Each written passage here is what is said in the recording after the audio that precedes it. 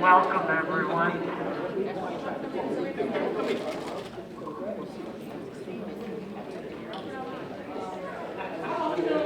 I'm Louis Katz, co-chair of Cleveland Community Police Commission. To my left is the co-chair, LaToya Logan. She and Commissioner Friedman have been at this longer than any of the rest of us. Everyone's going to get to say hello. I just want to say this is a sad occasion. This is probably our last public meeting. Before the next public meeting, the new police commission will probably be sworn in. I'd just like to say that I have worked with this group for 2.5 years, and I believe we have worked diligently and honestly in favor of police reform. We welcome you here tonight. Commissioner Logan? Yes, thank you for joining us this evening. We have a pretty full agenda, so I think it's best if you all can make your way to your seat, get prepared for what we're going to cover tonight so we can begin with our guests. We always like to acknowledge any community organizations that are present, as well as members of the monitoring team, Cleveland Division of Police, and if there are any individuals who would like to step up about social justice and introduce yourself, now is a great time to do so. So if you are members of any of those demographics, if you want to stand up and introduce yourself, Shelly is here. Shelly is right here, and we'll bring a mic to you so that you can be recorded for television. So again, if you are a member of a community organization, if you are a member of the monitoring team or Department of Justice, or if you're a member of the Cleveland Division of Police and you would like to announce that you are present, now is a great time to do so.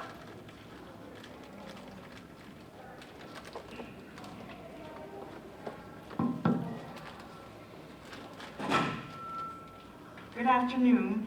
My name is Martha Brown, and I'm president of the Leesville Mound Citizen Council, and this is a neighborhood organization that serves the Leesville Mound area.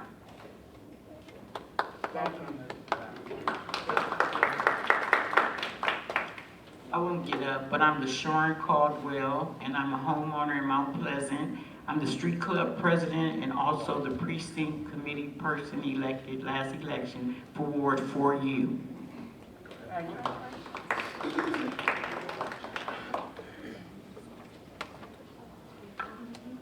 Good evening, everybody. My name is Bernita Thomas, and I also live in Ward 1. I am a precinct committee person of Precinct H. I also belong to the Leesville Citizen Council in Coast Road, and I also grew up in Mount Pleasant.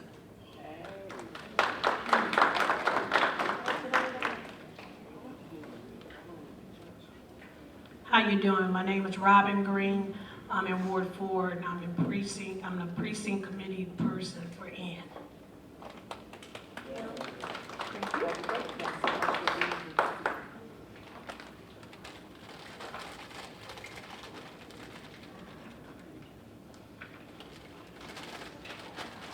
Thank you. Thank you for introducing yourself, and again, thank you for joining us today. So next on our agenda is a welcome of making sure that you know who the commissioners are. So we're going to take an opportunity for them to introduce themselves, beginning on the left, working their way to the right. So we can actually start with Jason Goodrich, and then move over. Good evening, everyone. I'm Jason Goodrick. I am the Executive Director of the CPC. I'm up here tonight representing our wonderful staff who are out there in the audience assisting this evening. So once again, I would start with a thank you to the staff for being here this evening, and great support to the commissioners over the years. And Commissioners, will you please pull the mic forward to your mouth so that the people to the back of the room can hear you speaking? Good evening, I'm Pastor Edwin Moore. Commissioner, although short-lived, I've enjoyed and it's been an honor to be a part of this group. Thank you. Good evening, everybody. My name is Mael Ngemba, and I'm also the co-chair of the LAT.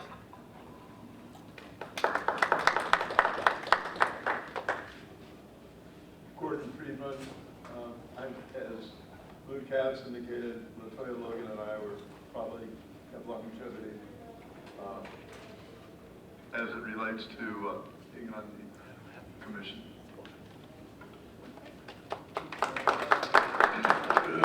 Hi, my name is Commissioner Hadley, and I chair the CPOP committee. Hi, I'm Commissioner Charmin Leon, representative for the Black Shield and also co-chair of the CPOP committee.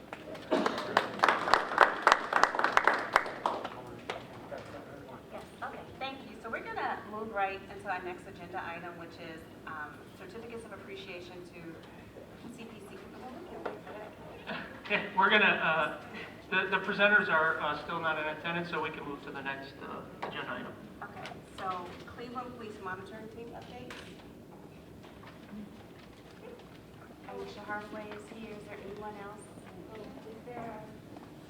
I'm presenting on behalf of the monitoring team. Okay. This is going to be without a podium. I don't know what a professor is without a podium. Let me figure out how to do this. Hi, everybody. Good evening. I'm here in my capacity as deputy monitor for the consent decree. I'm looking at you to make sure you can hear me. Okay, good. On behalf of the local team, Charles C., Victor Ruiz, who's here with me tonight, Tim Tramble, and Ronnie Dunn, I wanted to just cover some of the items that Jason had asked for us to recap. The first area that I'd like to talk about tonight will be a recap of the monitoring team's work over the past 12 months or so. I don't know if it's me or, okay.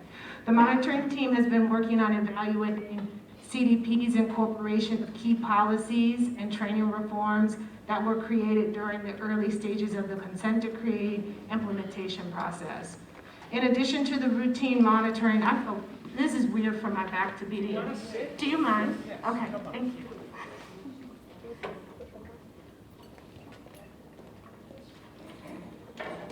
I'm trying not to be rude by having my back to you guys, but I also wanted to make sure the community. Can you guys hear me okay?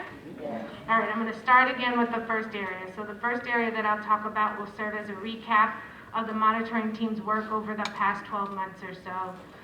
The monitoring team has been working on evaluating CDP's incorporations of key policies and training reforms that were created during the earlier stages of the consent decree implementation process.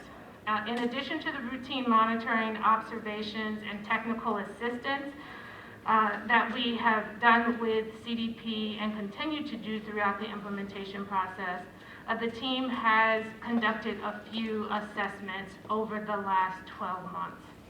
They include a preliminary assessment of the investigative and adjudication processes used by CDP to evaluate actions taken by its officers during the police chase that resulted in the death of young Tamia Chapman. They also include an assessment of CDP's background hiring processes for lateral hires, so officers that were employed with other departments that come to Cleveland. A preliminary assessment of investigations completed by the Internal Affairs Unit. A preliminary assessment of OPS's investigations and recommendations related to complaints of officer misconduct from community members.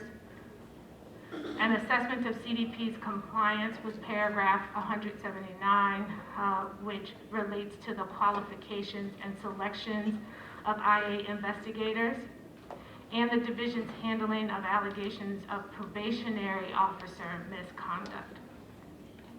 We've also continued to monitor the work of the Force Review Board, the progress of the Training Review Committee, along with the development of trainings on search and seizure, use of force, crisis intervention, and district neighborhood awareness, all being produced by the training section in consultation with the Department of Justice, as well as the development of CPOP data collection forms and related training. So that covers the first area that I was asked to speak about today, what the monitoring has been chiefly involved with over the last 12 months. Next, as a preview of some of what lies ahead for the monitoring team's work in focus, the community should expect to see deliverables from the city and the monitoring team throughout the current year. Those deliverables are detailed in the 2022 monitoring plan filed with the court, with the federal court in March. And some of the highlights there include CDP's report on CPOP activities from 2021, the city's successful completion of searches for suitable candidates for the open positions of the Chief of Police, the OPS Administrator, the Inspector General, and the Internal Affairs Superintendent. The monitoring team will, among other things, evaluate the city's ability to incorporate and consider CPOP principles in the promotion processes for officers, as well as the third-party training that's going to be developed, curriculum for the training of IA investigators. And finally, I'll recap the impact of last year's charter amendment, now known as Section 115 on the consent decree. As you know, the voters of Cleveland passed the charter amendment, now codified as Section 115 and 119 of the city charter. One of the new charter provisions, Section 115.5, required the city to work to amend the consent decree, initially ordered by Judge Oliver on June 12th of 2015.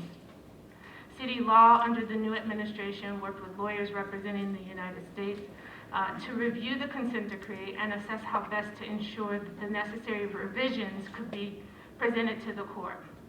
While Section 115 and 119 profoundly changed many aspects of police oversight in the city of Cleveland, now all areas of the charter amendment touch the consent decree. It is with that understanding that the parties worked collaboratively to come up with the revisions jointly submitted to the court on Friday, March 11th of 2022. I observed a large portion of those discussions and appreciated the earnest attention and commitment that the parties demonstrated on moving forward. The revised consent decree was approved by Judge Oliver on March 18th of this year. That decree includes the creation of the Chartered Community Police Commission and serves as a recognition by the parties that the Charter Commission has broader authority and responsibility than the CPC that we're currently working under. The parties are in full agreement that none of the provisions in the proposed settlement agreement conflict with any of the provisions or any portion of the city charter.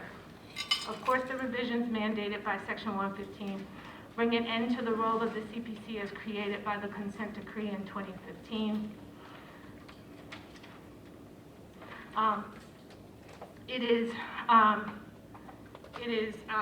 Of course, it should go without saying that we are greatly in debt for the work, well, you guys get paid, for the work, for the work that you all have done during your time.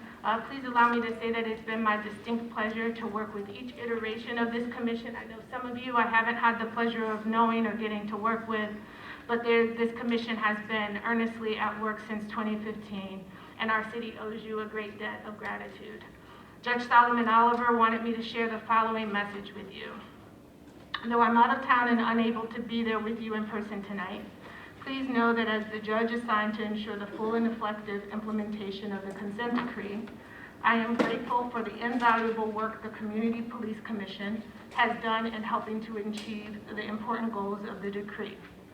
Those goals are defined by the decree include: 1, making the areas of CDP transparency, community problem-oriented policing, and bias-free, making policy recommendations. I'm sorry, you get a certain age and you need bifocals. I missed a whole line.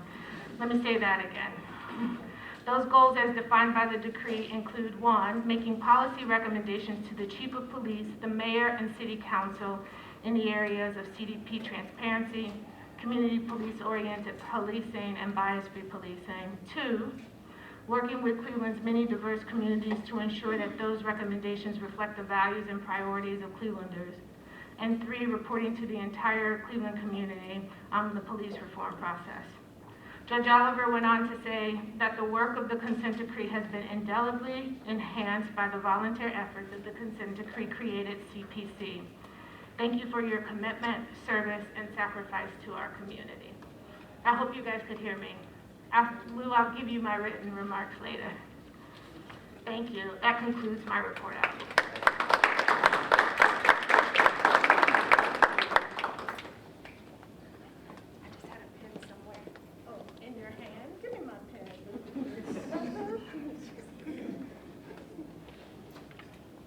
At this point,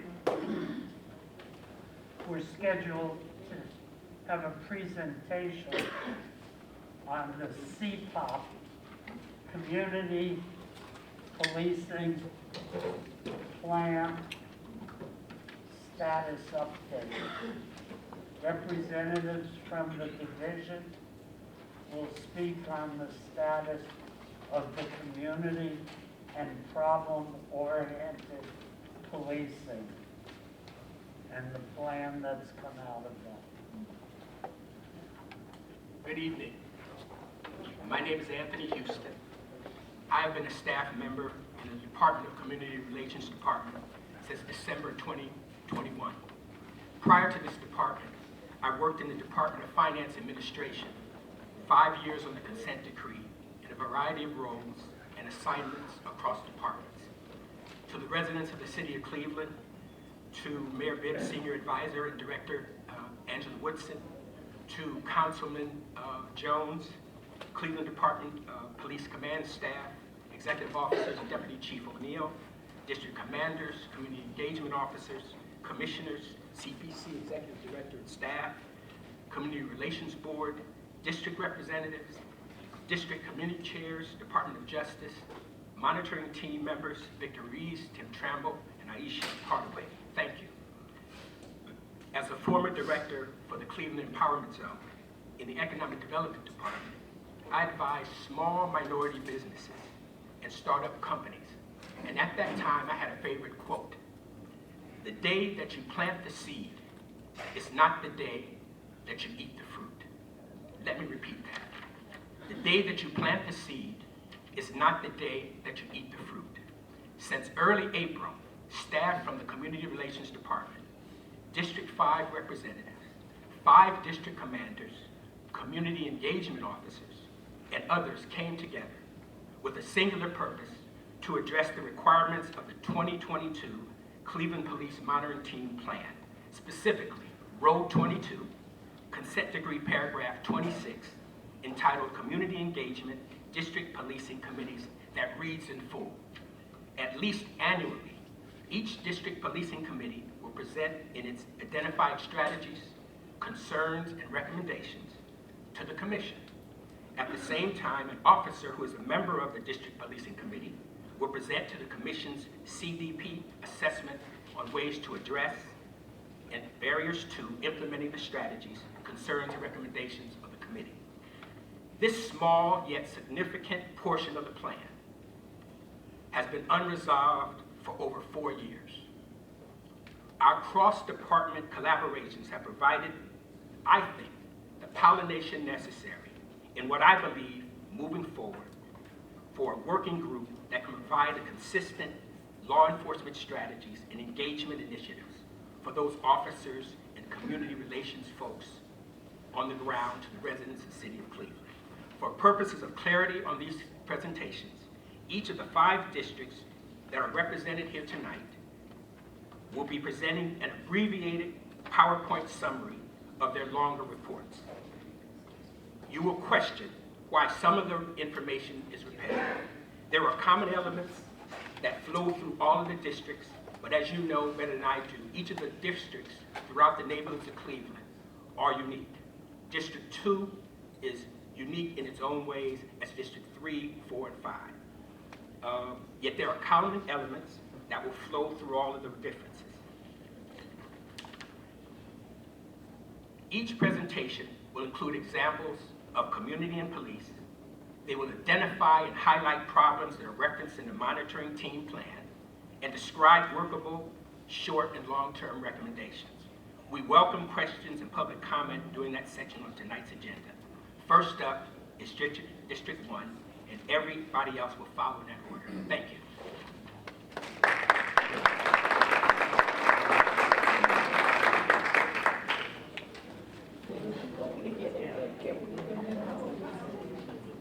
Okay, people, you know what it's like to pivot, don't you? So we have to pivot really quickly because we all have, different things we need to do, but we want to be respectful of your time and everyone's time who is here. So we're going to take about 10 minutes. We'll hold the presentation for CPOP for a second in order to allow Councilman Joe Jones and representative from the mayor's office, Angela Shute-Woodson, to present the commissioners with their certificates. We appreciate your pivoting with us, and we promise we'll get back to the program for CPOP.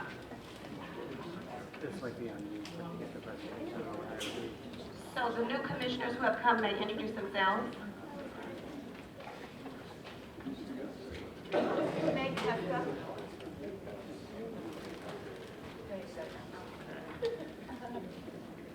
I'm Meg Tessa. I got it. Marquez Stevens. I have 2 microphones and I'm trying to work with this, so bear with me. I'm just doing what I'm told. I'm very good as an Indian. I'm not good as a chief, but good evening, everyone. I'm Angela Shute-Woodson. I am the Senior Advisor to Mayor Justin Bibb on Community and Governmental Affairs. It is a pleasure to be here this evening, and in his absence, he truly regrets that he's not here. Those that are in the room know he's passionate about this. He's passionate about accountability, but most of all, we want to thank this commission for doing an excellent job seeing it through and handing it in a place to where the new commission will at least have a starting point and to continue the work that you started. You have laid this foundation, and we are very appreciative of the hours and days you spent with us. Thank you so much. So we have letters for each commissioner.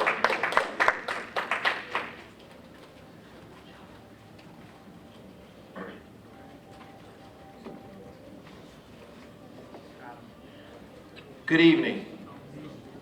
Good evening.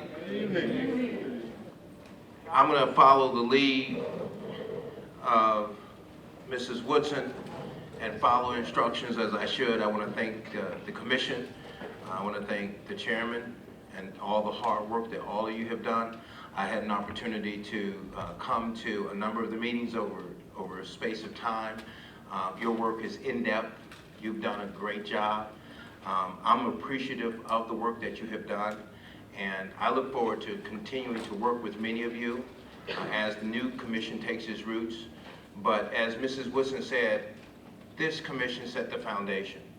And some of the discussion that they had was very granular and detailed, and it's something that all of our citizens should have an opportunity to have the privilege to come to these meetings. And as the new commission moves forward, thankfully, God has already blessed you with having your own budget, and you'll be able to communicate in a way to our citizens so that we can fill up these rooms and deal with some of the most pressing issues impacting our city. But at the end of the day, I think one of the most important things to say is that we're one community. We're one city. We're one nation. And somehow, as Americans, we've forgotten that. We have put ourselves in various silos, we have divided ourselves, and we haven't understood that the most important thing that we do, and should always do, is serve others. And that's what this is all about at the end of the day. Serving and protecting our community and working together. So on behalf of the citizens of the city of Cleveland, council recognizes the hard work of each committee member who has dedicated their life and their time to work on behalf of the citizens of the city of Cleveland for 3 years. This council applauds your hard work, your civic leadership, and supporting their mission, and to ensure the police services in the city of Cleveland are delivered in a manner that is constitutional, effective, and consistent with community values, while preserving officer and public safety. This council further extends sincere best wishes to you for your continued success in all your future endeavors. Thank you for your hard work. And what I will do at this point is I'll say the names of each commissioner, and this distinguished, beautiful lady will get this scroll to you. Commissioner Megan Testa. Commissioner Terry Eccles. Commissioner Gordon Freeman. Commissioner Harry Hatley. Commissioner Lewis Katz. Commissioner Latoya Logan. Commissioner Edwin Moore. Commissioner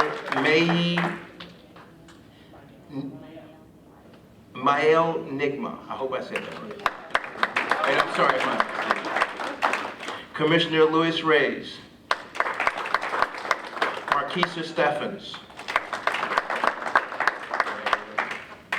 And then we got the, okay. I'm sorry, you forgot one. Did we forget? Oh, we forgot. The organizations, you guys have the resolutions. You have there's a whole nother set of resolutions that's coming to you guys like this, right? This is a resolution recognizing your hard work. It's along the same lines, but it's a little bit more information in there and what you have committed yourself to. And this resolution of recognition, I won't read it all because I know you have a program and I want to be appreciative of that, is the Black Shield Police Association. You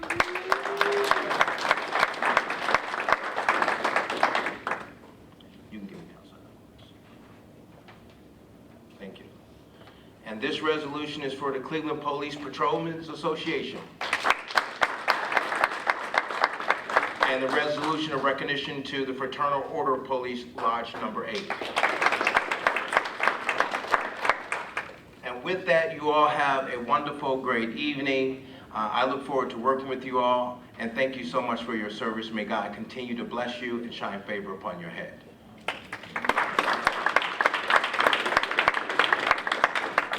Thank you. We always appreciate recognizing the hard work of volunteers. Okay.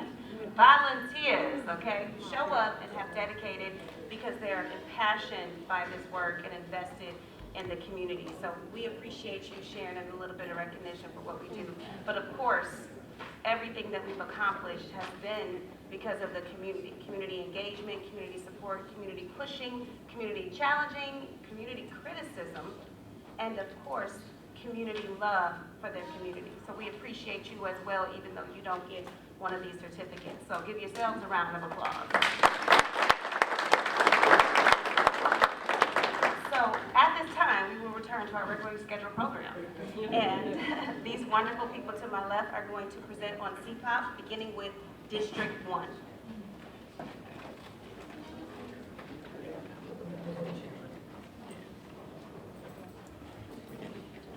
Good evening, everyone. I'm Officer Kiri Adams. I'm from the 1st District, and I'm a Community Engagement Officer.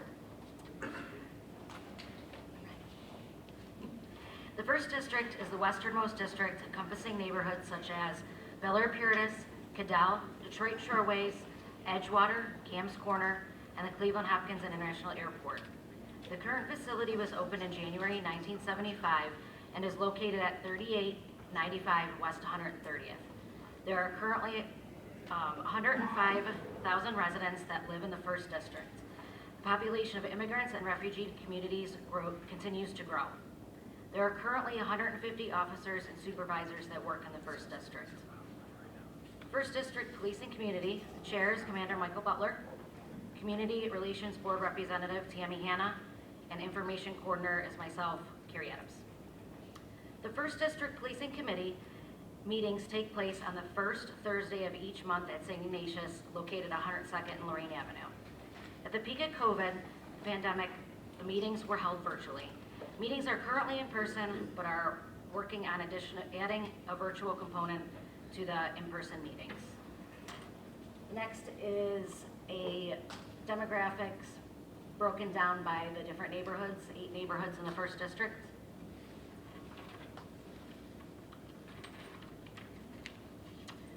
The DPC has worked together to identify strategies and address crime. The following 6 strategies have been identified.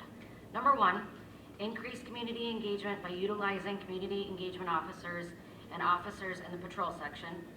Number 2, conduct coffee with the commander in all 4 wards in the district. Number 3, increase the amount of officers assigned to the violent crime reduction team and conduct monthly initiatives and hotspots. Use of CPOP tracking for areas that need more direct police attention. Use of the real-time crime center, data and community input to increase police presence in hotspots. And number 6, utilize partner agencies, support units, task force officers to target the identified areas. The DPC has identified the following concerns regarding safety and also the strategies to address these concerns.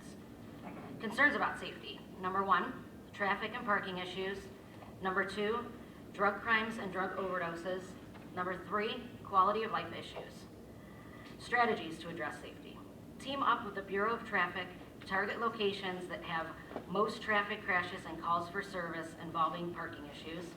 Number 2, increase drug search warrants and provide addiction resources information to the community.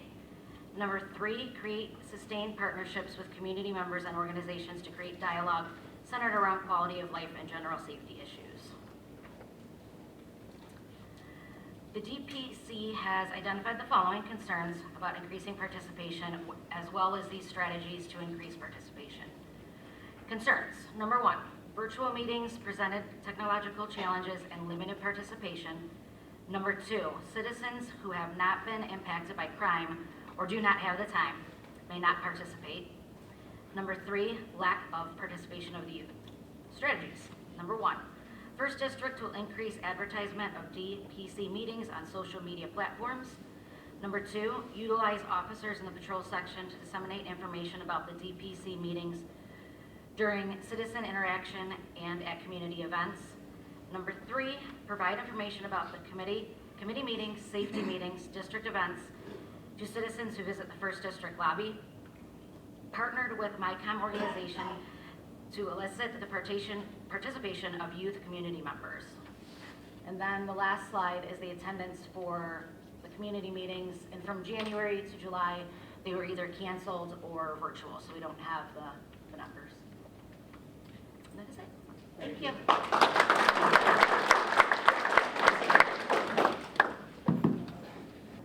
All right, my name is Johnny Ham.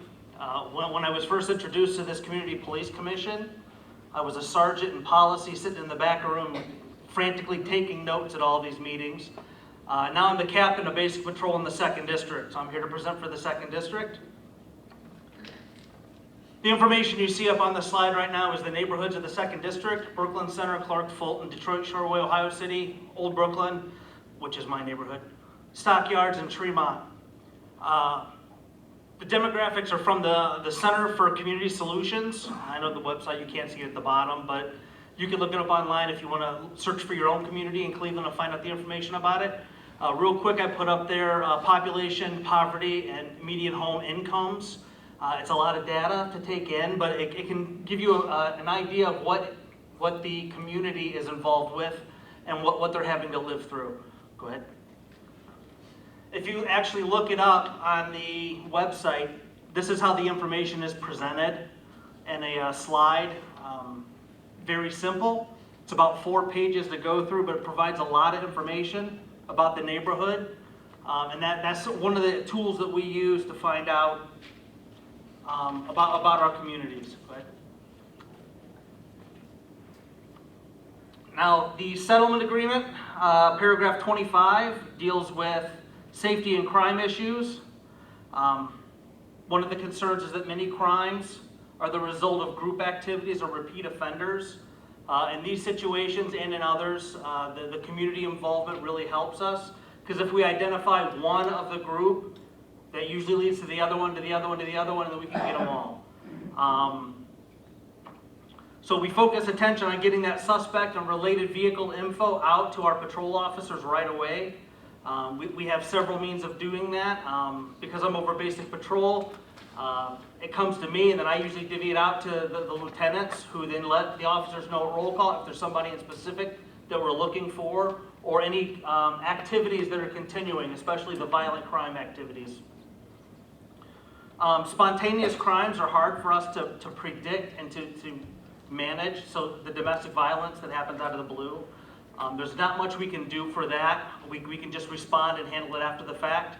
However, we can provide resources to people that are in situations like that they will be able to better their situation, hopefully, if they follow through with it, which is another resource that we have.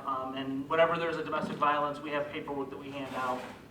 Also, businesses, houses, and areas that entice criminal activity is a concern. What these are is say the gas station late at night that has large crowds that gather around there, and it's not necessarily the gas station that's the problem, it's the crowds and what they get into, what they get involved with. So we gotta manage ways of dealing with that. We have regular in-house meetings at the 2nd District between the support and basic patrol staff, so we make sure that we're all on the same page about what we're planning and we know what each other is doing. We also use additional resources. Michael McDonald is sitting in here for the 2nd District Community Relations Board. He's a resource that I use. He has contacts throughout City Hall that he can lean on to get help to deal with a situation that might not be criminal related, a crime thing that I could have an officer write a ticket for or make an arrest for. In those situations, it's nice to have other resources available, because arresting somebody does not solve the problem. In many situations, we need more help with that. One example is building and housing for home issues, quality of life issues. Go ahead and go forward. The next concern is paragraph 23 and 24 of the settlement agreement. This involves community engagement. And as I mentioned earlier, the public health is vitally important in order to prevent crime. So the more help we get from the community, the better we are able to actually manage a crime situation. And one thing going on right now is the dirt bikes everyone's having problems with. If we get people telling us where they're coming from and the houses and who it is, we can address it in other ways. We might not be able to arrest them for doing the activity, but at least we can let them know, hey, we know you're doing it, and it's time to knock it off. One of the other issues for the community engagement is getting back to the pre-COVID numbers of people being involved. And I think at least in the 2nd District, I can't speak to the other districts, our meetings are pretty much back to those numbers again. While COVID was going on, we were having our virtual meetings for several months. We're now back fully in person. We have a Brazos program, which is used to track our activities. These are our community engagements. This way we have a means of saying, hey, we've done this amount of interactions over this amount of time, and these officers were the ones that were involved, and they were involved in these community events. Already mentioned getting other agencies involved and other resources. We also have our community engagement officers and community service unit officers. In the 2nd District, we have a lot of community groups that have their own meetings, and at any time they want a police officer there, all they have to do is send in a request and we'll get somebody there. These are small neighborhood groups that may be 3, 4, 5 people to as many as 20, 30, 40 people that are involved. So all they have to do is reach out and say, hey, I want a police officer at this event because of this reason, and we'll get one there. Worst case scenario, it'll be me at the end of the night, and I'll handle it as best I can.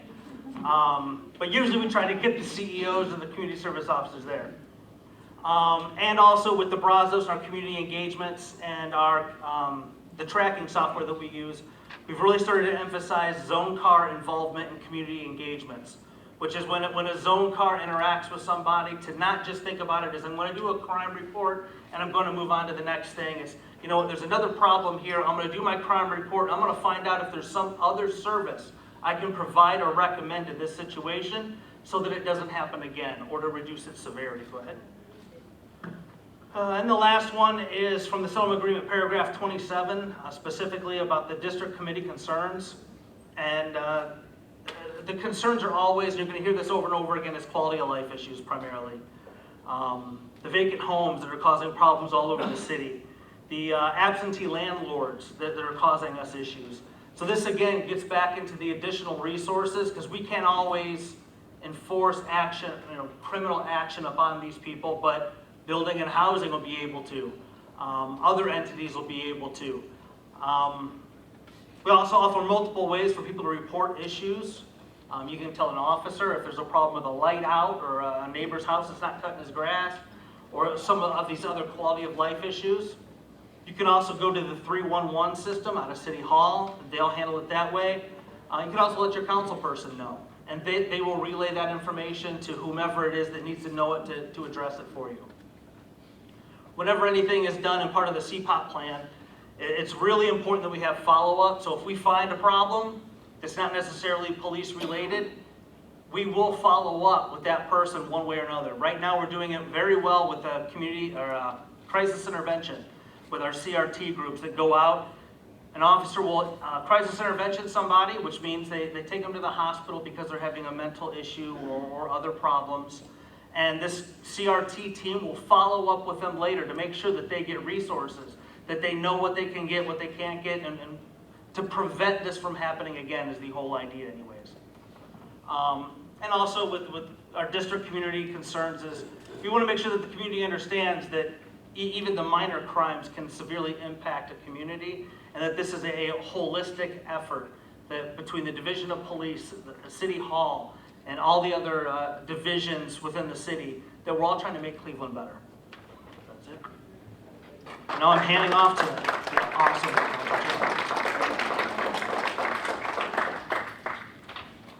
Okay, I'm Officer Roger Jones. I'm a Community Engagement Officer from the 3rd District. Any 3rd District residents in here today? Besides Sonia? Okay. All right, well, the 3rd District is one of the unique districts that we have, considering we have every major sports team in the entertainment district. So, any given week, we probably have 2 or 3 major events going on 2-3 times a week. So, it's a unique district that way. We encompass the East Bank of the Flats, again, downtown University Circle area, the Fairfax neighborhood, St. Clair Superior neighborhood, Broadway Slavic Village neighborhood, the Huff, Central, and Goodrich Kirkland Park neighborhoods. The district also has a sizable population of the Asian community, dubbed Asian Town. Our DPC members meet with the Asian community leaders separately from our monthly DPC meetings so they can discuss whatever unique issues that they may have. Our 3rd District DPC committee consists of the co-chair, Commander Dorothy Todd, co-chair Vern Daniels, Community Relations Board member Sonia Shakir, and our information coordinator, John Kuz.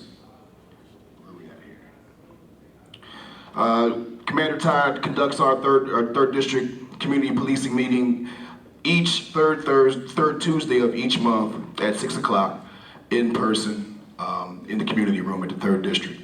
We just pivoted back to in person before we were doing everything like everybody else was virtually.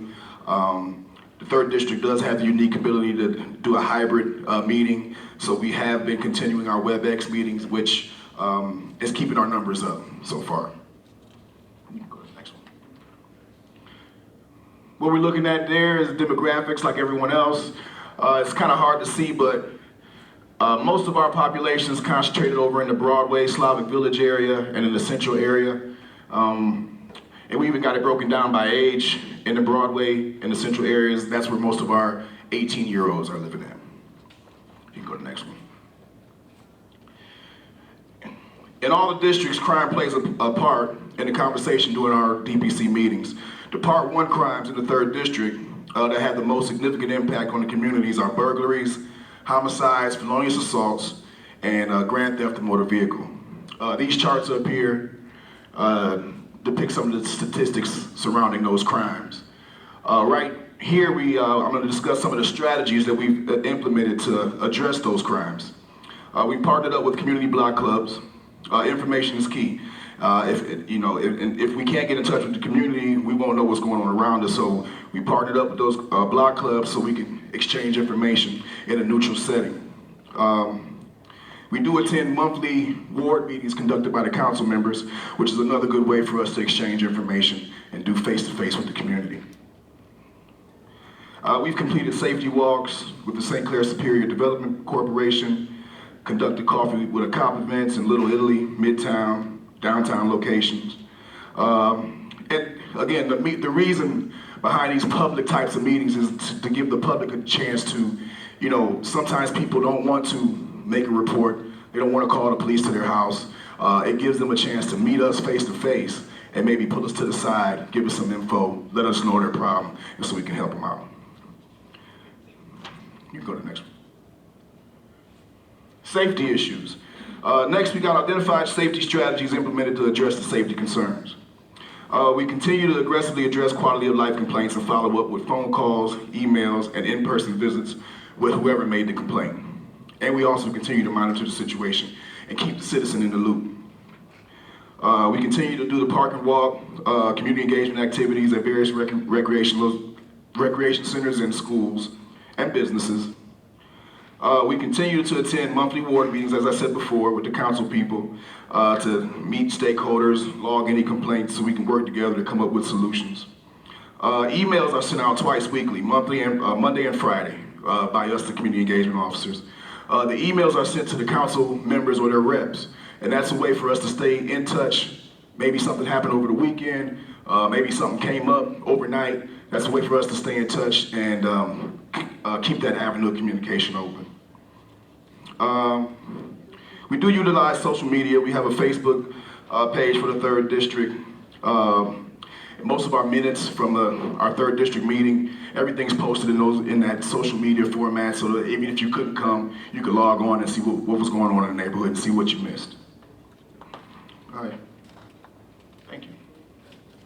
One of the ways we decided to increase in participation, obviously, was going hybrid. I think that when we were going strictly in person, you know, we got a lot of elderly population in our district, a lot of people that don't have cars, so the numbers in person really weren't, they were subpar. Once we pivoted, thanks to COVID, everybody found out what Zoom and WebEx was. So once we pivoted to that format, our numbers, and you can't see it here, but our numbers, we usually average around 40, 50 people a meeting. And that covers all demographics. That's my little piece.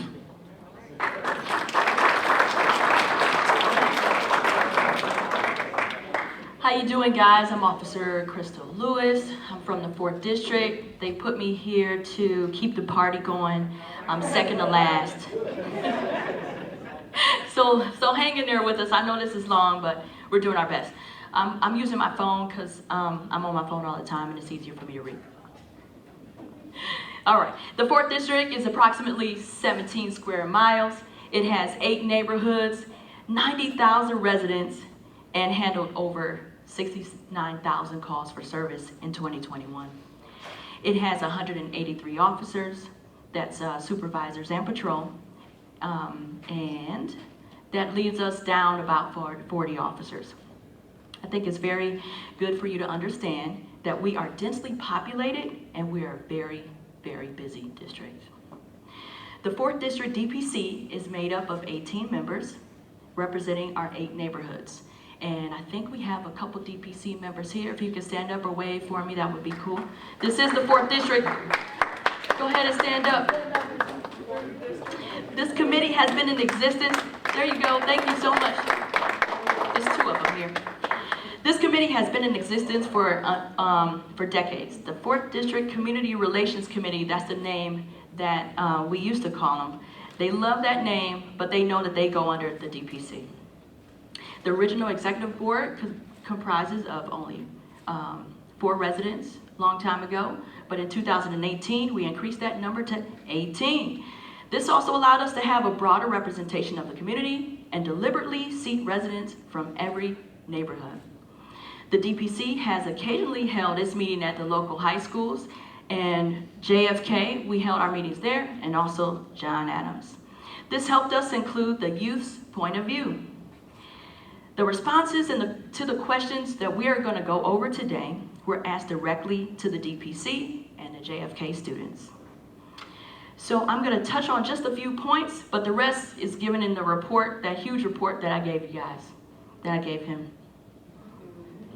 Identify strategies, go ahead, hit next. Identify strategies to address crime and safety issues. The DPC recommends a crime study, researchers to answer questions why. Why is crime higher in particular areas than others? This is already being handled by one of our DPC members, and I think it's through Case Western, which is pretty cool. JFK states gun safety in neighborhoods. They asked, I asked them, can you elaborate with that? One student expressed they would like a reduction in police officers unholstering their firearms, and as well as the community reduction of them producing firearms while fights are happening. So they don't like firearms, guys. So before I get to the next one, I just want to say the 4th District is statistically the most violent part of the city. We lead the way with felonious assaults, with homicides. That's in my report. So let's head to the next one. What are some of the priorities that the community would like to see?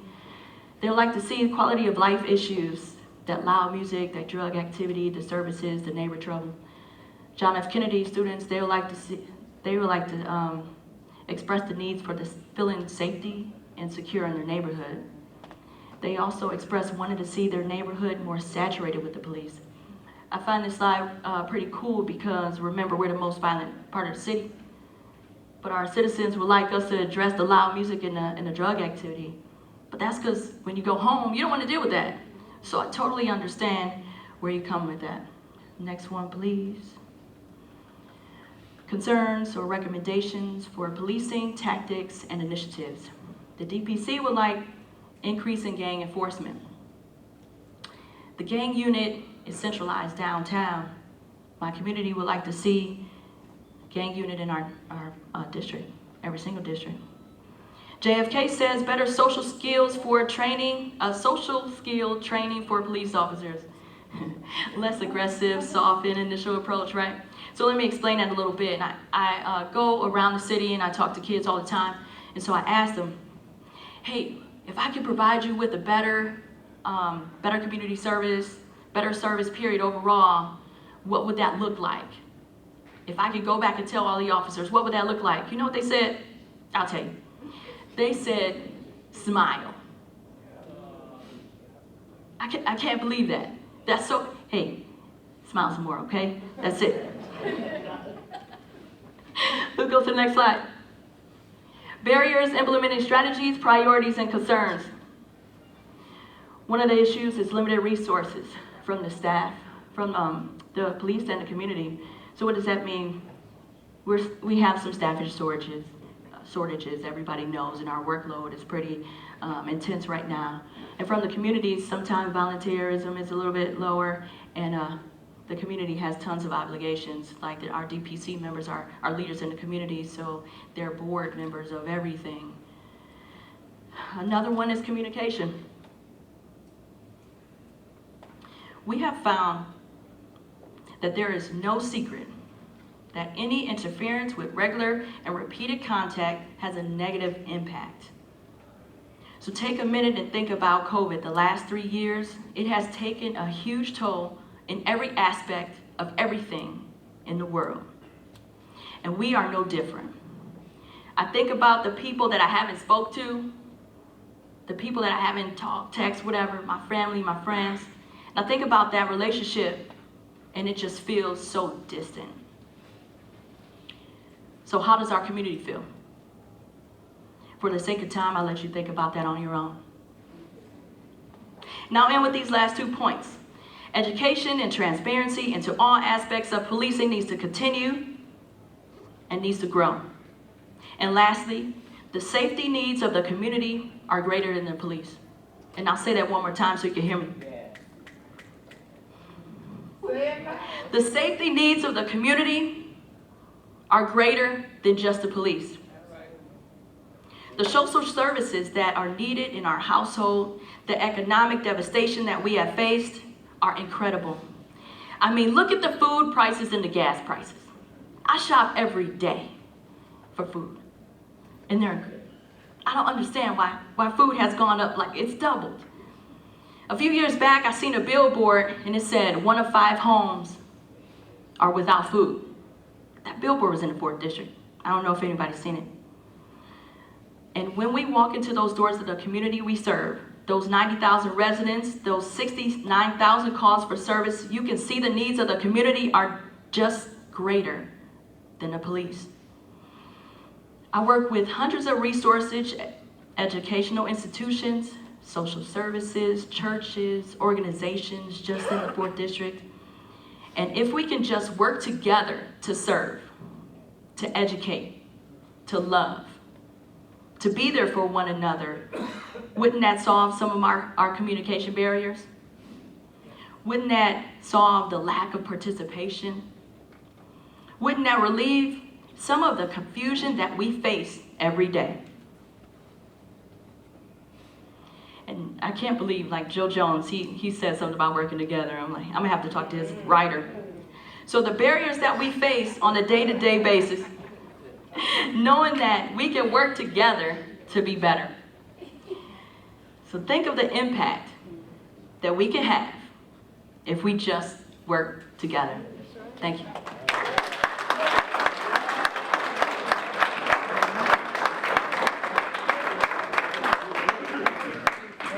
Well, Crystal, if you want to come back up here and handle D5, you come handle ours too. All right. First off, I just want to say thank you for everybody in this room for having us. I know this is in District 4. I am Officer Waters. This is my partner, Officer Congress. We are the community engagement officers out of the 5th District. All right, currently our co-chair is Commander Johnny Johnson. The other co-chair is vacant, and Community Relation Board member is Theacious. He's back there too as well. And I am the information coordinator, Officer Waters, myself. 5th District is very unique because our monthly meetings is held at different locations. It's spread out in our district. We have right here behind you, if you can see, that's just several locations that we have our monthly meetings, which is held every 3rd Wednesday of every month. So please, please attend. We just had a meeting last night. It was via WebEx. It was actually good. It was combined with our neighbor-to-neighbor meeting as well.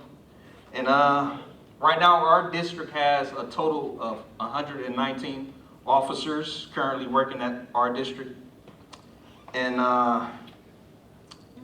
as well as our district is very unique as well because we have our different neighborhood. I'm pretty sure most is familiar with the Cleveland and Nottingham, as well as the Euclid and Green, Glenville, North Shore, and our Collinwood, and St. Clair and Superior neighborhoods.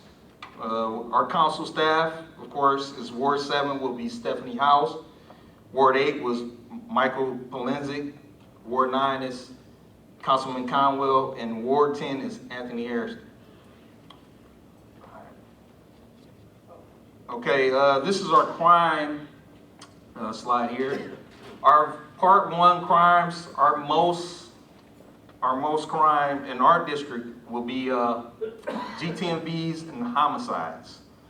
And here are some of the identified strategies to address those crimes. Will be utilizing our real-time crime center, which is the cameras. They are came and much handy for our district and some of our crimes that occurred in our district. Of course, we operate our bicycle patrols as well as our CEOs, which is myself and Congress. And then also use the specialized internal external units. And then also beef up patrol in our hotspot areas.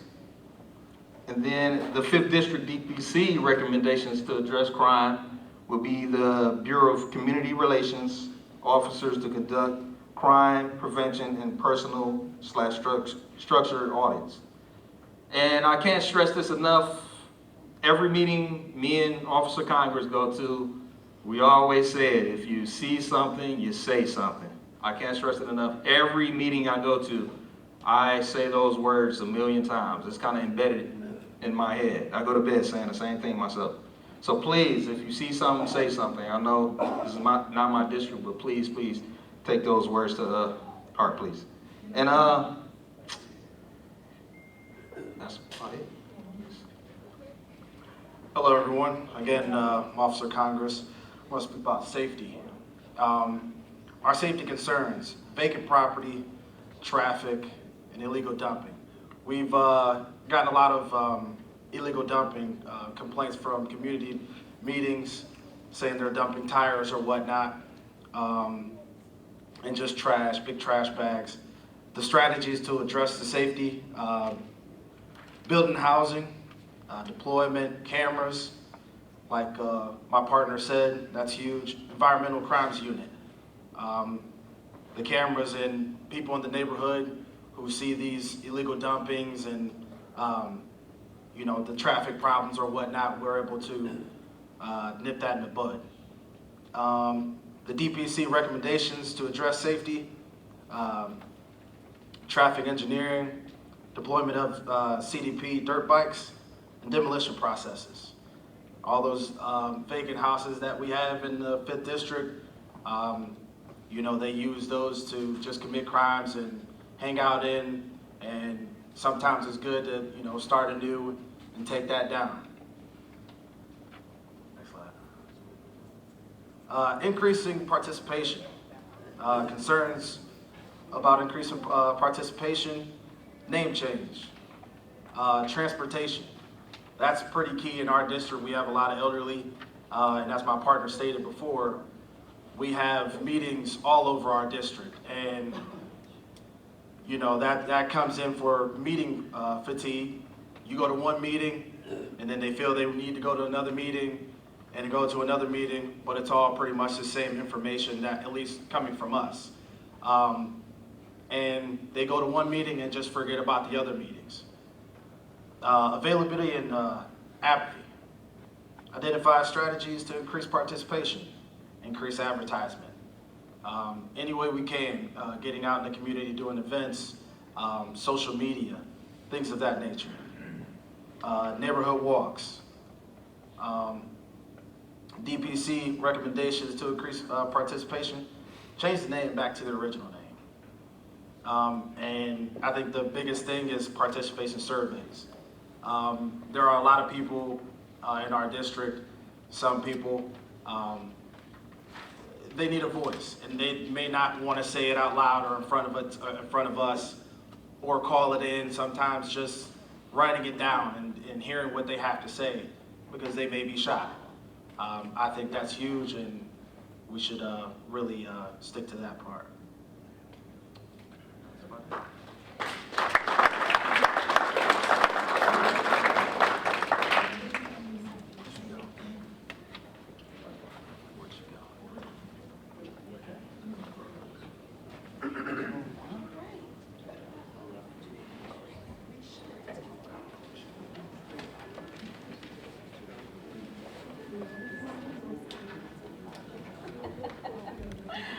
Okay, thank you so much for those reports. They were extremely detailed, informative, entertaining, and motivating. So we appreciate that. If you live in any of those districts and you want to get involved, you see the people who are standing there. That's who you need to speak to, attend their meetings.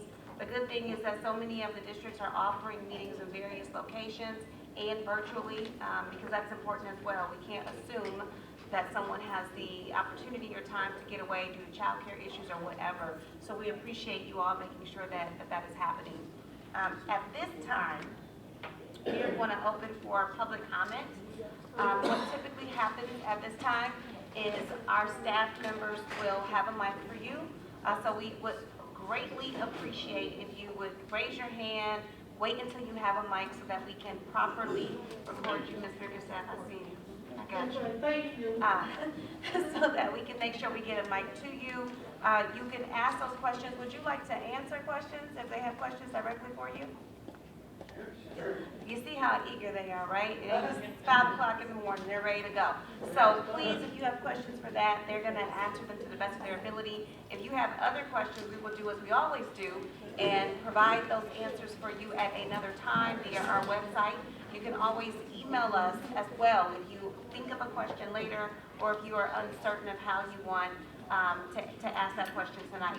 We also know that we had Aisha Hardaway from the monitoring team, deputy monitor, present on the report, and you probably have questions about that as well. We typically do not take questions here and answer them for that, but what we would like you to do is if you have questions, to get that to us, and we will send it to the monitoring team so that the specific monitor who works on that area can provide you more detailed feedback so that we're not giving you general statements or upsetting you because we're telling you we do not know.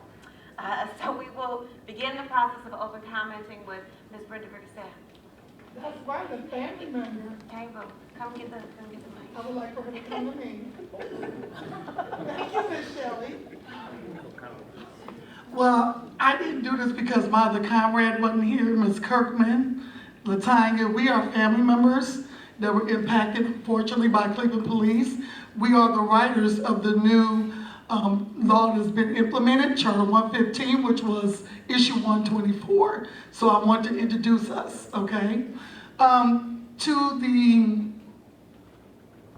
community people up here, I don't really, the gentleman that's in our neighborhood, 5th District, what's your name again? Waters and Congress. I don't ever see either one of you. And I live in the 5th District. I don't see you. I see you, Ms. Vickers. Do you? Where you see me at? Where you see me at? I don't see you. Do you ever come up and say anything to me? Yes. When? I'm one of the first original CEOs, Ms. Bickerstaff, so you have came to several meetings. When? What meeting? When? What was the meeting about? It was a community meeting. Oh, which one? Because I haven't been to any in a while. Excuse me, can I interject for a second? Just interject. I'm just asking a question because I don't see you. Right, so what I'm gonna,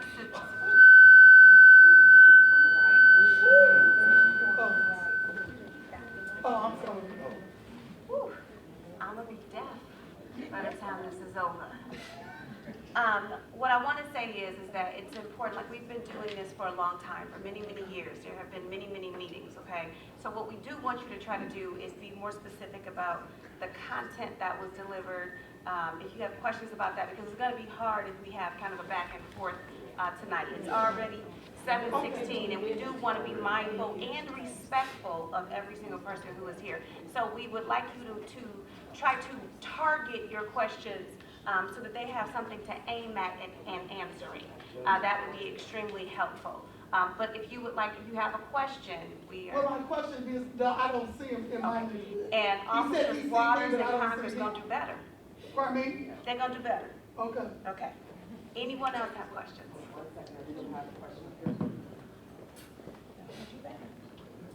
Good evening. My name is Ronnie Cannon. I stay in Ward 1 on Evermere Avenue. I have 2 questions. One is for young lady standing in the back. You made mention about the virtual meetings. My question to you is, are they strictly virtual, or does like the older residents have the opportunity to actually call into these meetings as well? I know sometimes there's a huge issue with the digital divide and people's inability to get onto meetings via utilizing the internet or computers. So are these meetings, and that could be for all you guys in your meetings, are they available? I don't think ours are virtual yet. In the 3rd District, we offer, all of our residents provide us with an email address if they have one. If not, we get them through the council people's offices or friends in the neighborhood. But there's also an ability for them to call in from a cell phone or a house phone too, and still be able to participate in the meeting. Okay, and then thank you. And my second question is, results go a long way, and not just statistics. It's easy to show statistics where there's X number of arrests, but you had a depiction of where there was like a bunch of garbage. My belief is to show imagery where your work has showed some fruit, where you go back and take another image and show that the work that you guys did actually worked. Same way if you mentioned earlier, sir, when you talked about like the gas station be littered with a whole bunch of people, even if you came back, whatever tactics you guys employ, that you come back and show where that's no longer the issue. I think that's what shows a lot of results to the community, if you were able to do that. So thank you.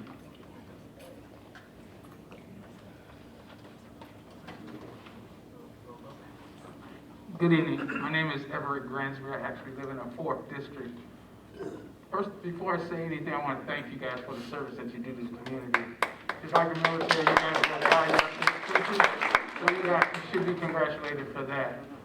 I have a question about overlapping service areas. In the 4th District in particular, you have 2 police departments, Shaker Heights and Cleveland Heights.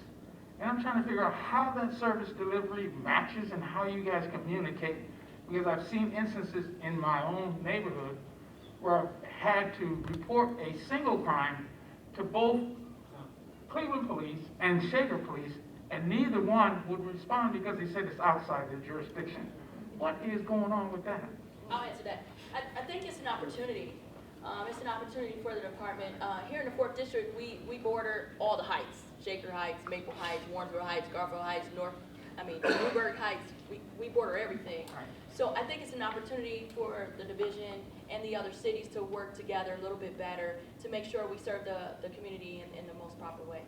So I'll bring that up to them. In the future, if that happens again, ask for a supervisor. Well, the other thing, sir. Don't let the officer tell you that they can't do it. Ask for a supervisor. I mean, well, you can ask for a supervisor, but when a crime is taking place and you're asking for assistance and an officer is within shouting distance of the crime, that's a major problem. Yeah, that's a whole different issue. Yeah, you're right, sir. So, sir, we would like to, after the meeting, check your address to figure out. Sometimes addresses get mixed up when they're right on the border. Right. So we'd like to check and see, is it in Cleveland? Totally understood. My address is in Cleveland, across the street of Shaker Heights. Okay. So, okay, I got it. I can see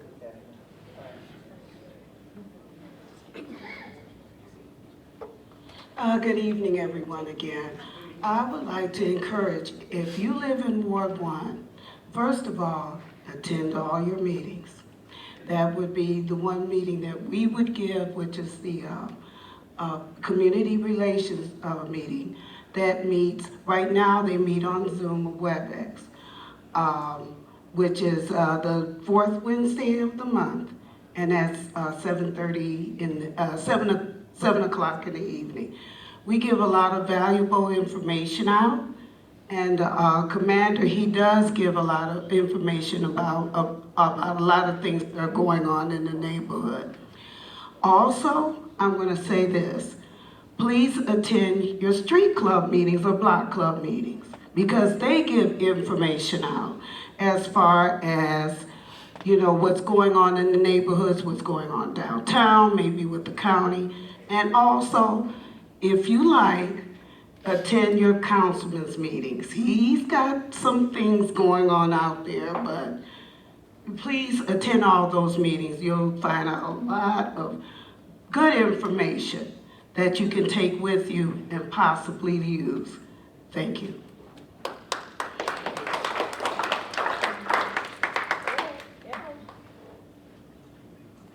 Good evening.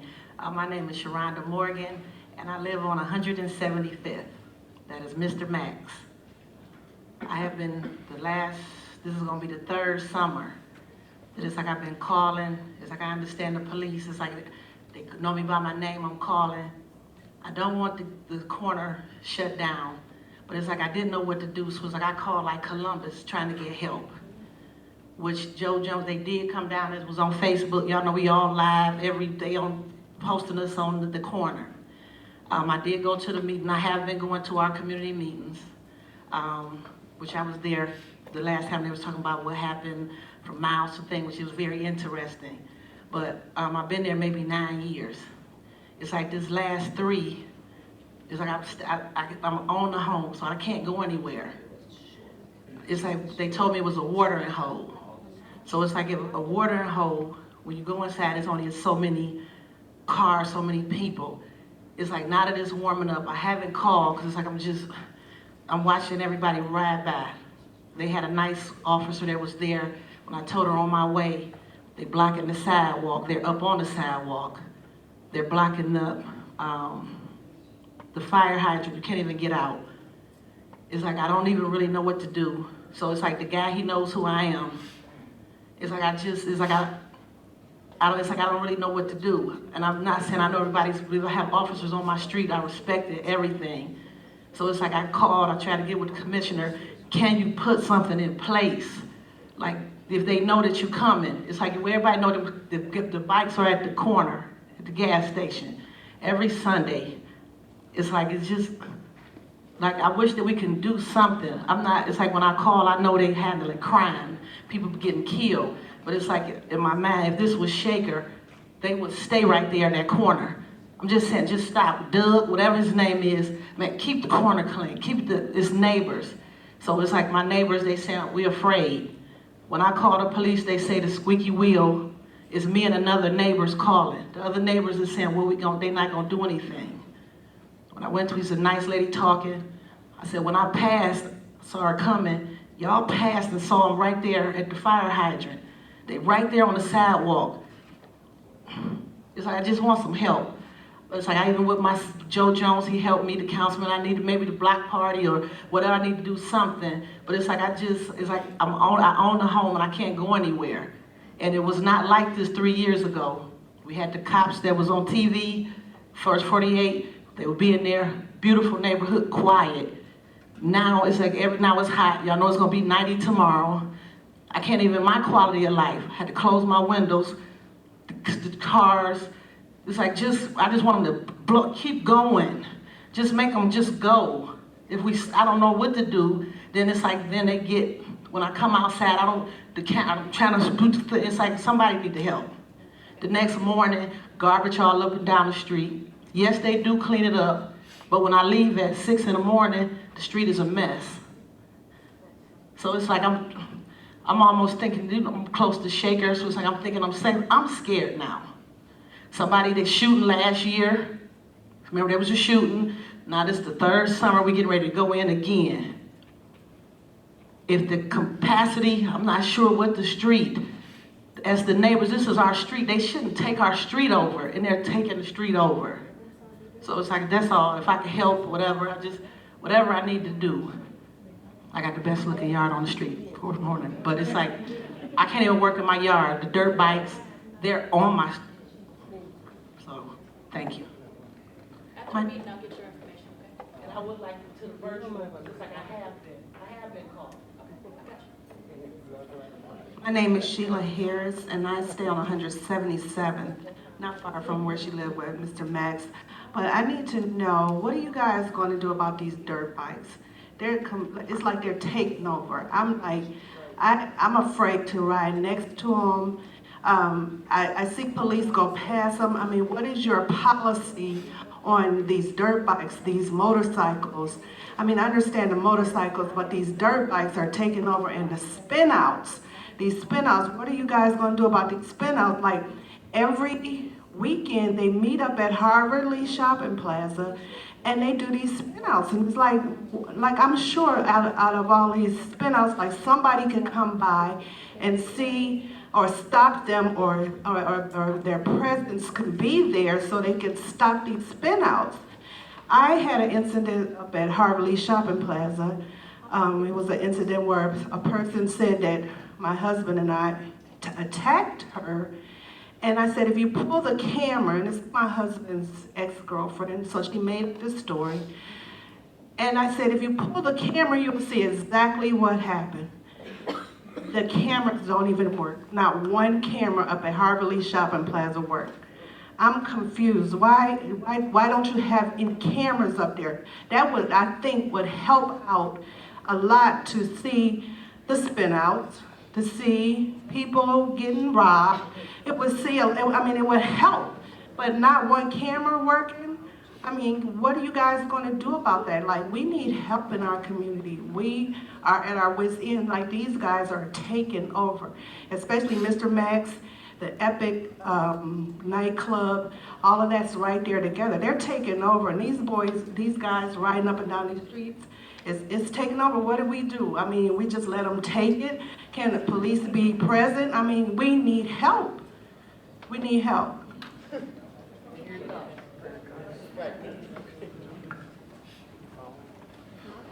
Hi, everybody. I'm Brandon Kutz. I'm the commander of the 4th District.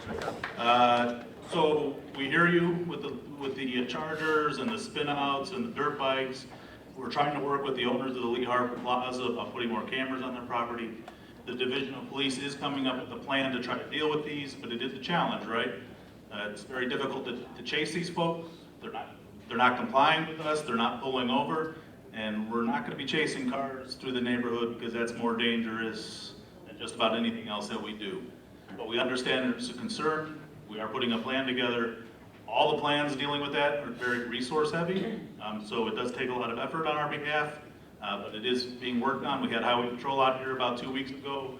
We worked for 3 days with them. We did get some bikes, kind of dried up as soon as they knew we were out there looking for them, but we do have plans in place. We're going to try to get some of these taken care of before the summer gets into full swing.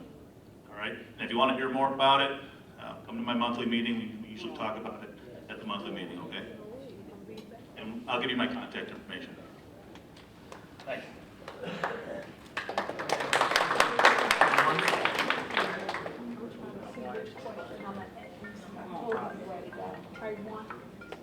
Hi, I'm in the 4th District. I thank you all for all the work that you all do. I would like to know when you call and the city has an ordinance about problem homes, is that being enforced? Like, you're supposed to get so many times that you go out to that home and they're supposed to get a ticket. Also, so another thing I have called plenty of times because where I live, it's a lot of drug activity. And I'm a very caring person, and I see this particular woman out there all the time. She's on drugs. I call the police department, and it's like I almost wait up, hoping, praying that somebody comes, and no one never show up. And I just, I like I said, I'm in the 4th District. I appreciate what you all do, but, I would like to see more of these ordinances that we have for the city of Cleveland enforced. Thank you, Commander. Hi, my name is LaShawn Caldwell. I'm in Ward 4. My question is, if an officer pulls out of the 4th District and they don't have a priority call, where is the designated location that you're headed to? Because I feel if Ward 4 has the most crime, there should be certain hot spots. If you leave the station and there's no important calls, we should be making certain rounds so that the visibility of the officer will be there. So my question is, when you leave the station and you don't have a call, who determines where that police car goes and what do you do? Well, I'll answer. It's a basic patrol issue in many instances. The zone cars that are coming out, we get reports every week about where incidents are happening within our district, our hot spots, and that information is relayed to those officers. But most of the time when they come out, they're handed 2 or 3 assignments. They don't come out without assignments. They normally start their day with assignments, then work through some of those, then they get some free time. And if you have a specific area, contact the district and request a special attention, and officers will then get that at roll call and say, oh, I'm going to add this one to my list. Because every officer has a little list of their little areas within their zone that they like to take care of. And once you're on that list, you'll see that officer ride by there every so often. What about the ordinance? You didn't answer my question. Yes. Yes. That ordinance does exist. It's Yes. nuisance properties. Yes. We use that often in the 2nd District. I'm assuming everybody does the exact same thing as we do. Our community service unit handles a lot of that. We work with the Department of Public Safety. We contact them and they manage that whole process. What about the 4th District? I'm in 4th. It's the same. I would assume the exact same So thing. they doing it. So if it's a set property and you get continued calls, Yes. make sure the commander's office knows about it. I'm sure his community services unit will then research that, and then let public safety know. If this gets declared a nuisance through public safety, and then any calls within the next 6 months, there's a fee attached to it.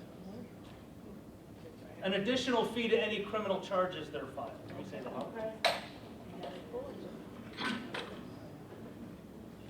Hello, my name is Jer Johnston.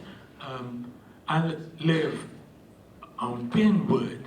It's off of Harvard where we have the problems at, off 151st turning to Benwood. I've talked this, I'm a new here and I bought the house last year. I have other things that's going on it. But I've talked to several neighbors that lived in that still live in that area.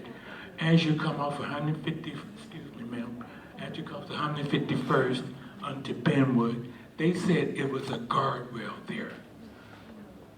My alarm went off a couple times, and I had policemen to come with silent alarms, didn't know it, just knew in the house, and had my own self put in jail almost.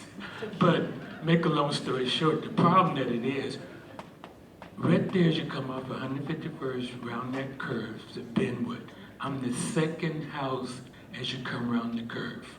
Last week, a gentleman was going round out Benwood to 151st. It's going so fast, his car went up in the yard and caused a lot of problems. The rest of them not gonna speak up, and it doesn't matter. I live alone. I live in my house. I had cameras to put around so I can be safe when I come home. The street is like Indianapolis 500. They don't stop at that stop sign.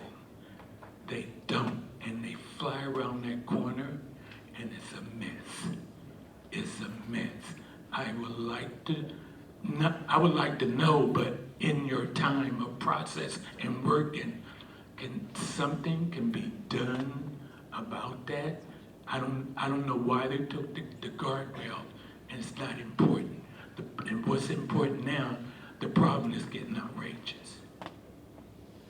So if whatever needs to be done, I would love to do what I can to make it better. I want to let my grandkids come to town. And I don't get to see my family, but my family is more important to save than there's anything else. And I've been living in my house almost a year, and I don't trust that corner. So I don't want my grandkids coming. For no telling, the incident happened last week. It can happen to my house. I don't want it to happen to no one's house. So I bring this, I'm glad I had this opportunity. Thank you, I appreciate it.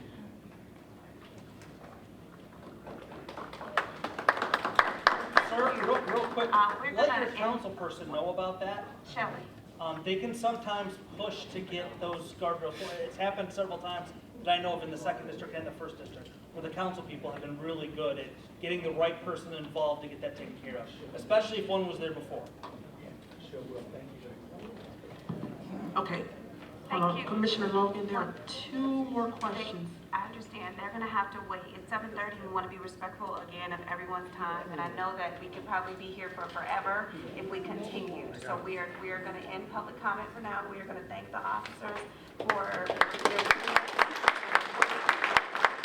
and we are going to proceed with the agenda today. But please be mindful that any questions, any comments that you have, any clarification you would like, all you need to do is contact the staff with the commission or the commissioners via email. We have an office location. If you receive this beautiful annual report, then our contact information is detailed in here, and you can submit your questions or comments, and we will be happy to respond to them at that time. So now we're going to move to our next agenda item, and I'm going to have Lou actually facilitate this part. Okay, what we're going to do for the next 15 minutes is tell you what the commission has been doing. Remember, This is the outgoing commission. We are all volunteers. And we've put in a lot of work as volunteers. The group I head is called Outside Affiliates.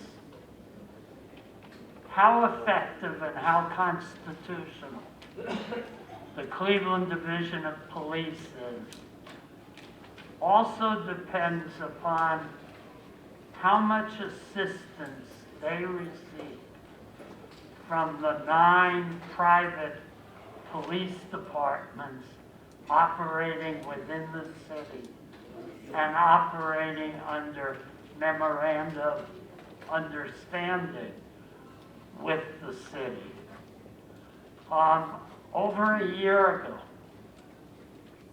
we realized that how well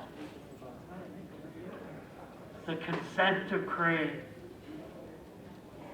would be enforced would also depend upon how well these 9 private police departments cooperate with the city and commit to teaching their officers under the consent decree. And also, the MOU requires that each private department sets up a complaint board. And so we sent a set of questions to each of the 9 private departments, and it was amazing. We were ignored by at least 6 of them. But what a difference an election makes. When we resent the questions in the last 100 days, we now have responses from each of the departments. And we will turn over to the next commission the information we have accumulated from these 9 departments so that the next commission will be able to enforce the agreements. This is the last year of the memorandum of agreement. So the city will have to enter into continued agreements with these 9 departments sometime starting this year. Thank you. Commissioner Logan is the chair of the accountability. So I realized there are some questions about that, and people were raising their hands. Please see Lou after, or email him, or get with any of the staff. Shelley is here, Juanita is here, Brian, Sarah, and of course Jason are available to support in getting you any information that we have, and of course connecting you with the work that we're doing. My report is simple today. I chair the Accountability Committee. I have been honored to do so since 2016 in investing in moving this concept from an idea to a living, breathing process.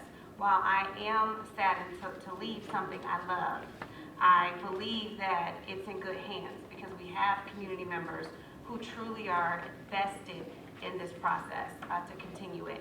Right now for accountability, what our main goal is to really feed into what District 5 was talking about with participation surveys and the need to lift community members' voices. We have an active survey right now. We would love for you to complete that survey. It's available on our website at clecpc.org. If you would like a paper copy of that, again, contact the staff. We can get that to you. One of the reasons we developed this survey wasn't to give you more work. It was to help us engage in a process of a longitudinal study to understand police reform progress from year to year to year with consistency in questioning, consistency in feedback across all demographics, which means we have a high response rate for police officers as well. Because one thing I do know There is no such thing as pro-police. It's pro-community, because police officers protect and serve the community. And in order for us to do that, you have to be as invested, as concerned, and as receptive to criticism as all of us. So if you're interested in participating in that survey, please make sure that you reach out to us. I'm not gonna lie to you, it's 7:43, now 8 o'clock, I'm gonna run on out of here. But if you catch me before I do that, I'll be happy to link you with some resources, and I'm gonna pass this on to CPOP, our wonderful co-chairs, Harriet Hadley and Sergeant Sherman Leon.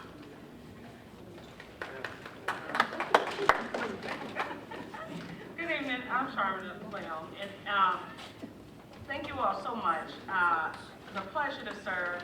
I'm a public servant by heart, at heart, and that's never changed. For this last year and a half that I've been involved with CPOP, when I started, we were on Zoom. We reviewed what was in place at the time then of the CPOP plan. We had a good showing of residents that attended those virtual meetings and the CDP over the year and a half. But like a community member said, folks are looking for outcomes. Yes. Will the citizens not feel the need to vote for an ordinance where permanent oversight is necessary? I personally believe in permanent civilian oversight because of, power corrupts, complete power corrupts completely. And the only power that officers have is given by community. And if the community felt like this was unnecessary, we would not be here, okay? We know there's inequitable policing, wrongful convictions, different policing practices depending on the neighborhood. That's why we're here. CPOP was required because other than those who always show up to community members, there's a great portion of the community who is not heard, who is unable to make it. I know we say things like, go to meetings, show up. The disinvestment in our communities has caused and creates environments where people cannot show up to meetings. It's up to those of us who can to increase the ability to get that information to folks. And don't think people don't care about their communities because they're not showing up. It's enough to get up in the morning, to get ready for work, to get your babies together, to go to work, to get back on the bus, to go get them babies, to come home, to make dinner. It's a lot. And so not to talk down about the folks who may have a hard time showing up, but what can we do to help them show up? When we know this criminal justice system is propped up primarily on the over-policing that happens in our communities. That's why we're here. Unlike Lou, I'm not saying. I'm very excited. I understand Lou's been here for a lot longer than I have, but I'm excited. I'm excited for the community. I'm excited for the new commission. I'm excited for the Division of Police and the city as a whole, because as Martin Luther King said, I believe that the arc of moral universe is long, but it does always bend towards justice. I believe in that. So thank you so much for allowing me to serve, and I will still continue to not apply for this new commission. I will be here and will support in whatever way you guys need me to. Thank you.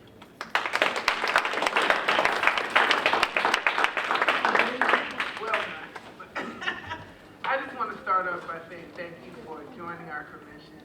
You did an outstanding job, Commissioner Leon. You jumped right in, would you say 10 toes down? 10 toes for a chest. And you gave this committee just what it needed because you have that rich history. So I want to say thank you.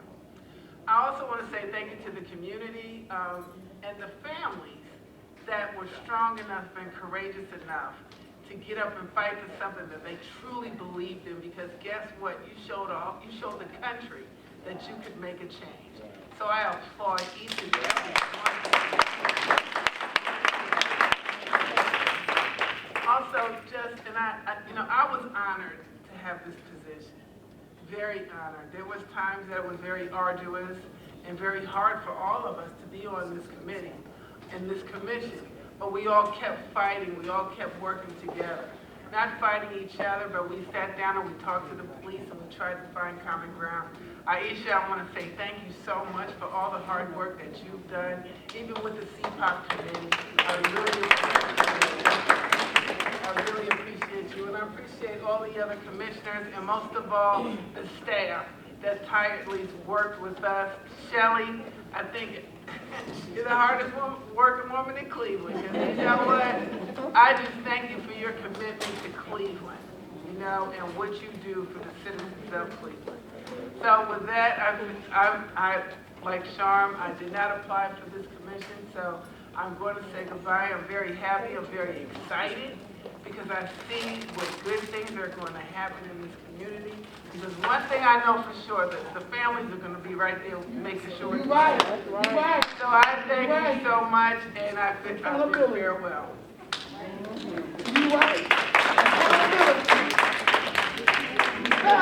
Commissioner Testa will talk about officer welfare. I'll make this fast. My name's Meg. I'm a psychiatrist. I've been serving on the commission. I have a work group of other psychiatrists, social workers. We have clergy, officers, who are all invested in the officers' wellness. So the consent decree states that the officers need to be well so they can police well. And we've collaborated a lot with the department to finalize a survey to assess the officers' needs, and then we will make some recommendations. That's it.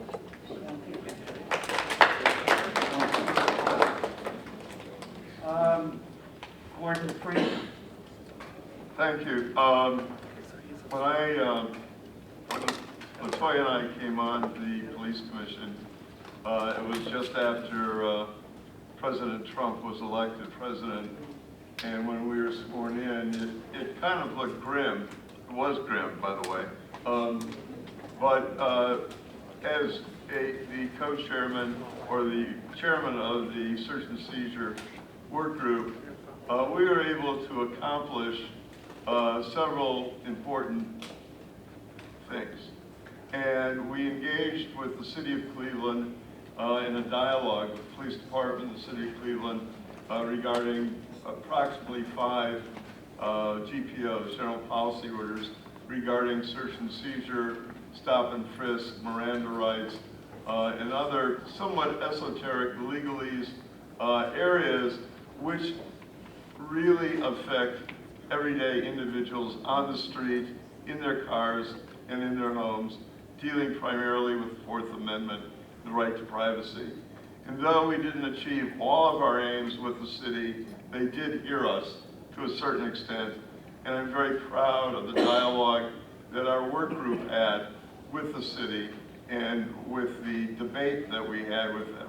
Our work group was made up of Lou Katz and Jonathan Whitmer-Rich, Cleveland State University Law School, and others from the NAACP, as well as Equality Ohio. So that's in the rearview mirror. Presently and lately, we also challenged and wrote a draft regarding vehicle pursuits.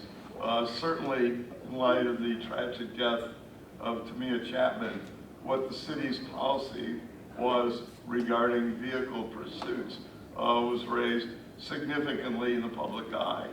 And the Inspector General, who then became the county sheriff, Chris Vallon, wrote a recommendation and analysis of the city's policies that were far-reaching.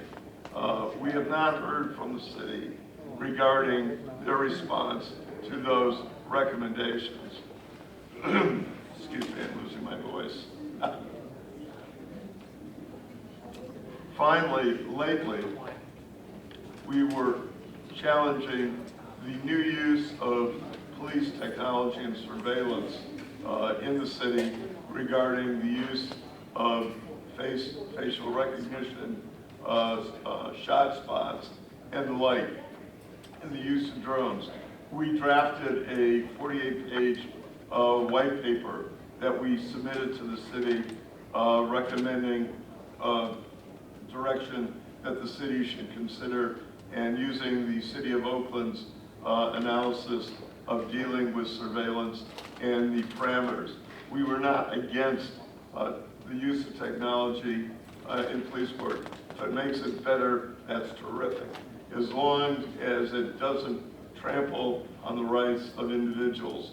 And we believe that before the city, which claims not to have a lot of this technology, but before the city adopts these technologies, puts them into practice, we believe there ought to be policies that create direction for the police to follow. And it's our hope that the new police commission will use this draft as an outline to follow. And I hope that the new police commission likewise vigorously pursues the issue of police pursuits and the policies regarding them, because they're very dangerous both for the officers and for the citizens. So all in all, I think our work in our work group has been very successful, and I'm very proud of the work that we've done.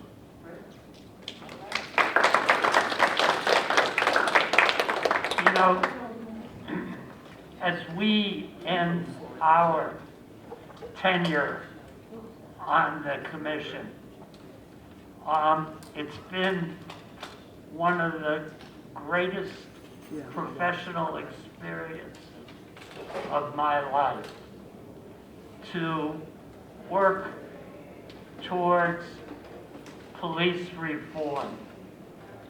And as volunteers without any power, the city found it very easy to say no to us when we asked for materials.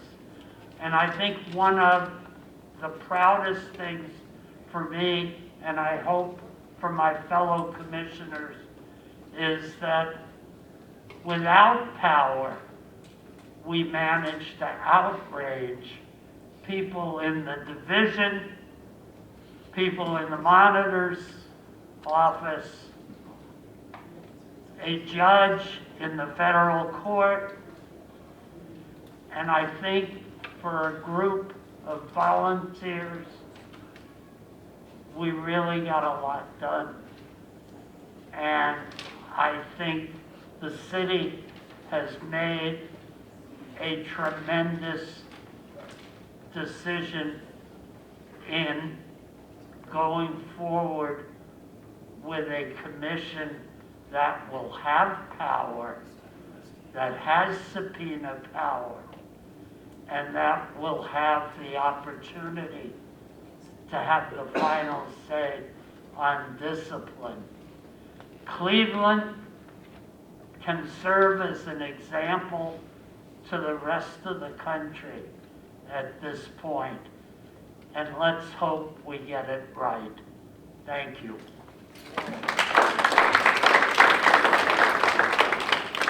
And with that being said, good night.